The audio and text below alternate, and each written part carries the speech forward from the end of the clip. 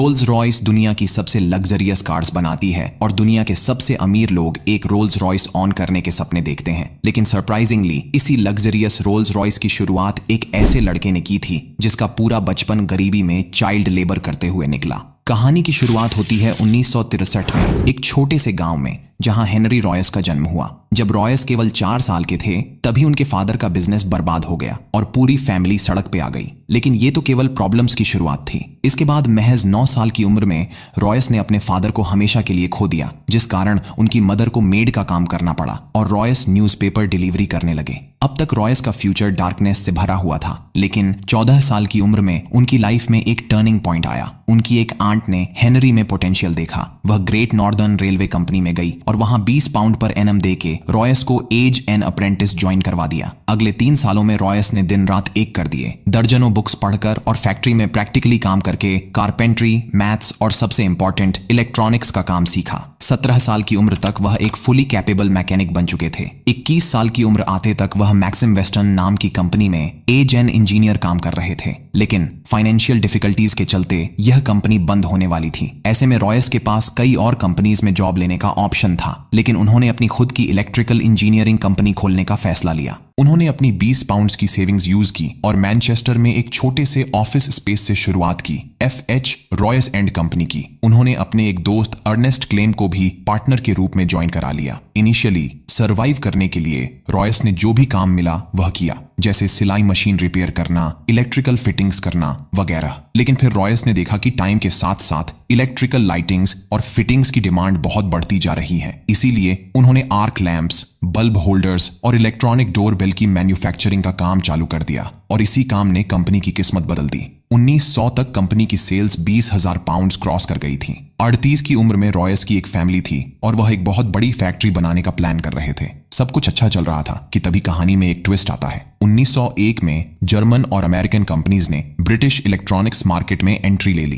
Competition एकदम से बढ़ गया और इलेक्ट्रॉनिक्स इक्विपमेंट के प्राइसेस काफी गिर गए। पूरी कोशिश के बाद भी रॉयस का बिजनेस क्रैश करने लगा। इतनी मेहनत से बनाए हुए बिजनेस को फेल होते देख रॉयस की फिजिकल और मेंटल हेल्थ तेजी से खराब होने लगी। जब रॉयस ने डॉक्टर को कंसल्ट किया तो उन्हें एक सिंपल एडवाइस मिली। ठीक होने के लिए रॉयस को फ्रेश एयर में रहने की जरूरत थी। साथ में उन्हें एक कार खरीदने की सलाह दी गई ताकि वह अपनी बॉडी को बिना स्ट्रेन दिए ट्रैवल कर सकें।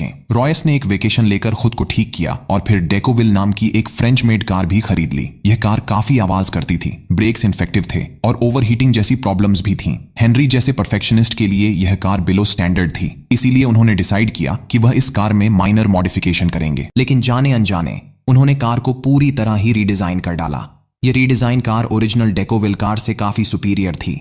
यहीं से रॉयस को कॉन्फिडेंस आया कि वह अपनी खुद की कार्स बिल्ड कर सकते हैं और इवन कार्स का बिजनेस भी कर सकते हैं। उन्होंने एक छोटी सी टीम असेंबल की और अपनी नई कार को डिजाइन करना चालू कर दिया। सभी पार्ट्स की ड्राइंग्स बन जाने पर उन्हें वर्कशॉप में कास्टिंग के लिए भेज दिया गया। इवेंचर की 10 हॉर्स पावर और 2 सिलेंडर्स वाली एक कार शेप लेने लगी।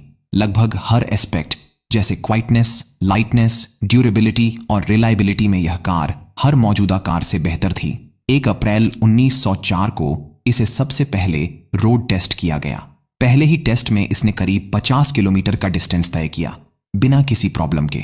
रॉयस ने 2 और कार्स बनवाई सेम मॉडल की और इन्हें टेस्ट कर करके इंप्रूव करने लगे। अब उन्होंने वर्ल्ड क्लास कार्स तो बना ली थीं, लेकिन वह अकेले ही इन कार्स को पूरी दुनिया तक पहुंचाने में सक्षम नहीं थे। और ऐसे में एंट्री होती है कहानी के दूसरे हीरो की, चार्ल्स रोल्स। रॉयस एक एग्जीबिशन में अपनी कार्स को प्रेजेंट कर रहे थे और इसी दौरान इन कार्स पर चार्ल्स रोल्स की नजर पड़ी। चार्ल्स रोल्स एक पैशनेट मोटरिस्ट थे और सुपीरियर क्वालिटी की कार्स का सक्सेसफुल बिजनेस करते थे। रोल्स ऑलरेडी एक लग्जरी ब्रिटिश कार मेकर को ढूंढ रहे थे, इसीलिए उन्होंने रॉयस से मुलाकात की और कार्स को क्लोजली देखा। वह रॉयस से इतने इंप्रेस हुए कि बाद में उन्होंने अपने एक बिजनेस पार्टनर से कहा कि उन्होंने वर्ल्ड के ग्रेटेस्ट इंजीनियर को ढूंढ लिया है। अगले 3 महीनों में इन कार्स को बेचने के लिए चार्ल्स रोल्स और हेनरी रॉयस एक जॉइंट वेंचर स्टार्ट करने का एग्रीमेंट करते हैं और इस जॉइंट वेंचर से बिकने वाली कार्स का नाम होने वाला था रोल्स रॉयस। मार्च 1906 में रोल्स रॉयस लिमिटेड को ऑफिशियल रूप से स्थापित किया गया। अपने कंपनी को प्रमोट करने के सबसे बेहतरीन तरीके के रूप में रोल्स ने कार रेसिंग टूर्नामेंट्स में भाग लेना चुना। इसीलिए रोल्स ने आइल ऑफ मैन टूरिस्ट ट्रॉफी जैसे प्रेस्टिजियस टूर्नामेंट्स में पार्टिसिपेट किया।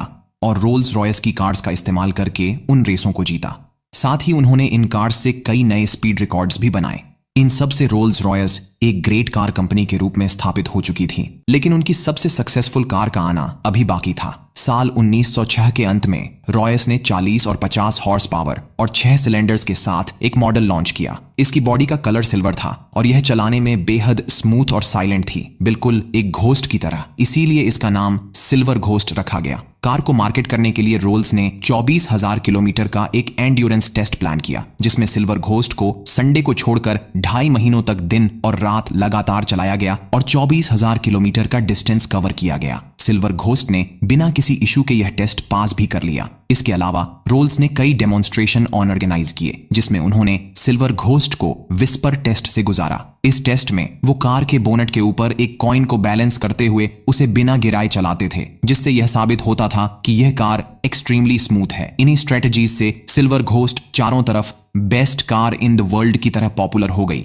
और उस समय के किंग्स, क्वींस और इंडस्ट्री लीडर्स की फर्स्ट चॉइस बन गई। रोल्स और रॉयस की पार्टनरशिप का निर्णय एक मास्टर स्ट्रोक साबित हुआ। उन्हें हर तरफ से सक्सेस मिल रही थी कि तभी एक भयानक हादसा हो गया। कार्स के साथ साथ चार्ल्स रोल्स एविएशन के लिए भी काफी पैशनेट थे। 12 जुलाई 1910 को वह राइट फ्लायर नाम का प्लेन उड़ा रहे थे। फ्लाइट के दौरान एयरक्राफ्ट का टेल सेक्शन टूट गया और प्लेन 100 फीट की ऊंचाई से क्रैश कर गया। इस हादसे में 32 साल के चार्ल्स रोल्स ने अपनी जान गंवा दी। अनफॉर्चुनेटली एयरप्लेन एक्सीडेंट्स में जान गंवाने वाले वह ब्रिटेन के पहले इंसान बने। इस हादसे ने रॉयस को डीप इम्पैक्ट किया। वह इस लॉस से उभरने की कोशिश कर ही रहे थे कि 1911 में उन्हें एक और झटका मिला। उनकी हेल्थ तेजी से खराब होने लगी और डॉक्टर्स ने बताया कि उन्हें बॉल कैंसर है। उनका एक मेजर ऑपरेशन हुआ, लेकिन इसके बाद भी डॉक्टर्स ने कहा कि वह केवल 3 महीने ही जी पाएंगे। इस हालत में भी रॉयस बेड से ही सिल्वर घोस्ट के डिजाइन और इंजीनियरिंग को इंप्रूव करते रहे और फिर एक मिरेकल हुआ। देखते ही देखते 9 महीने बीत गए और रॉयस ने 100% रिकवरी अचीव कर ली। वापस आने के बाद रॉयस ने सिल्वर घोस्ट में मेजर इंप्रूवमेंट्स किए, ग्राउंड क्लियरेंस बढ़ाया, सस्पेंशन को इंप्रूव किया और शेइज को भी स्ट्रैंग बनाया। इसी दौरान रोल्स रॉयस ने देखा कि कार्स के बोनट पर पर्सनलाइज मेस्कॉट्स लगाने का एक ट्रेंड चला है, लेकिन कंपनी चिंता में थी कि लोग इन एप्रोप्राइट मेस्कॉट्स डिजाइन न करवाएं। उनके मेस्कॉट में एलेनोर थॉर्टन नाम की ब्रिटिश एक्ट्रेस और मॉडल को यूज किया गया। यह स्कल्पचर एक महिला को आगे की ओर झुका हुआ दिखाता है। उनके हाथ पीछे की ओर स्ट्रेच्ड हैं और उनके ऊपर तेज हवा पड़ रही है। यह मैस्कॉट एक सेंस ऑफ ग्रेस, फ्रीडम और स्पीड को सिंबलाइज करता है। इसका नाम है स्पिरिट ऑफ एक्सटेसी।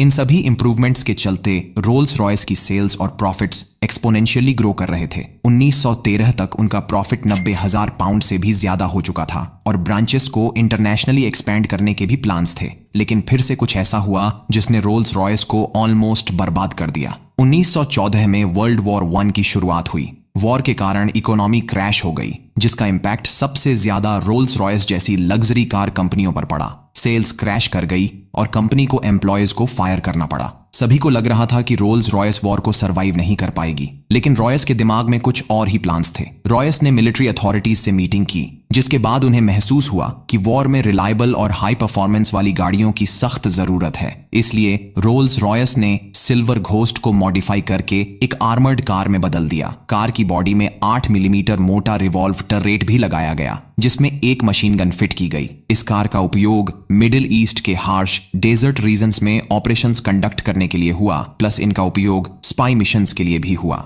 क्योंकि सिल्वर घोस्ट चलाने में काफी स्मूथ थी, वह वुंडेड सोल्जर्स को कैरी करने के लिए भी बेस्ट व्हीकल थी। इसी वजह से कई सिल्वर घोस्ट को वॉर एम्बुलेंस की तरह मॉडिफाई कर दिया गया, जिनमें स्ट्रेचर, मेडिकल इक्विपमेंट्स और नर्सेस लगाई गईं। इन एम्बुलेंसेस ने हजारों जिंदगियां बचाईं। अपनी लग्जरी फीचर्स के कारण वॉर के दौरान रोल्स रॉयस कार्स को high ranking officers, diplomatic missions और किंग मैसेंजर्स द्वारा भी उपयोग किया गया। मिलिट्री के साथ क्लोजली काम करते वक्त रोल्स रॉयस को यह एहसास हुआ कि वे एयरप्लेन इंजन्स के लिए फ्रेंच कंपनियों पर भारी निर्भर हैं। इसीलिए रोल्स रॉयस ने एरो इंजन मैन्युफैक्चरिंग में एंट्री लेने का निर्णय लिया। रॉयस ने खुद एरो इंजन डिजाइन करना सीखा और 1915 में अपना पहला इंजन ईगल लॉन्च किया। यह इंजन कंपटीशन के मुकाबले ज्यादा रिलायबल, लाइट और फ्यूल एफिशिएंट था। इसलिए ब्रिटिश एयरफोर्स ने साल के अंत तक 500 ईगल इंजन्स का ऑन ऑर्डर दे दिया। लेकिन रॉयस यहां नहीं रुके। उन्होंने 1915 में लाइट एयरक्राफ्ट के लिए हॉक इंजन बनाया। 1916 में ईगल का स्मॉलर वर्जन फल्कन इंजन बनाया और 1918 में लार्ज और लॉन्ग रेंज एयरक्राफ्ट के लिए कंडोर इंजन बनाया। इन इंजनों के कारण ब्रिटेन को aerial combat, spine missions, anti submarine operations और बॉम्बिंग जैसे ऑपरेशंस में एक मेजर एडवांटेज मिला और यही उनकी जीत का एक महत्वपूर्ण कारण बना। रोल्स रॉयस का एरो इंजन मैन्युफैक्चरिंग में एंट्री लेना एक ब्रिलियंट स्टेप साबित हुआ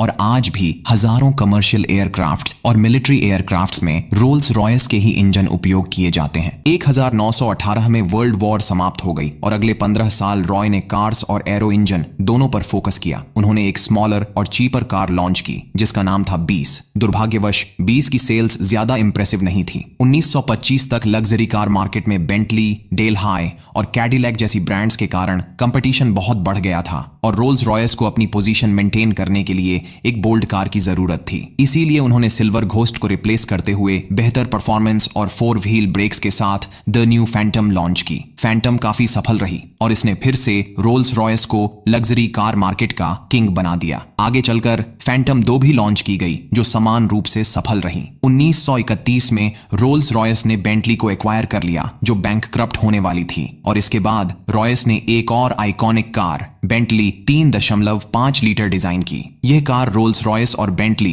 इन 2 ग्रेट ब्रांड्स का एक सफल मिश्रण थी, लेकिन दुर्भाग्यवश रॉयस कभी भी इस कार को अपनी आंखों से नहीं देख पाए। 22 अप्रैल 1933 को 70 साल के सर हेनरी रॉयस ने अपनी आखिरी सांसें ली कार के प्रोडक्शन से कुछ 6 महीने पहले। सर हेनरी रॉयस की डेथ के बाद से लेकर आज तक रोल्स रॉयस ने कई उतार चढ़ाव देखे। एक तरफ फैंटम 3, सिल्वर शैडो और घोस्ट जैसी आइकॉनिक कार्स लॉन्च की तो वहीं दूसरी तरफ 1960 में फाइनेंशियल डिफिकल्टीज का सामना करना पड़ा जिसके कारण उनके एविएशन और ऑटोमोबाइल बिजनेस को अलग अलग कर दिया गया। वर्तमान में रोल्स रॉयस मोटर्स BMW का हिस्सा है और अपनी आइकॉनिक कार्स के कारण अल्टीमेट लग्जरी का ग्रेटेस्ट सिंबल है। एक रोल्स रॉयस को ऑन करना एक ऐसी मास्टरपीस को ऑन करने जैसा है जो रॉय के परफेक्शन और रोल्स के करिश्मा को सिंबलाइज करती है।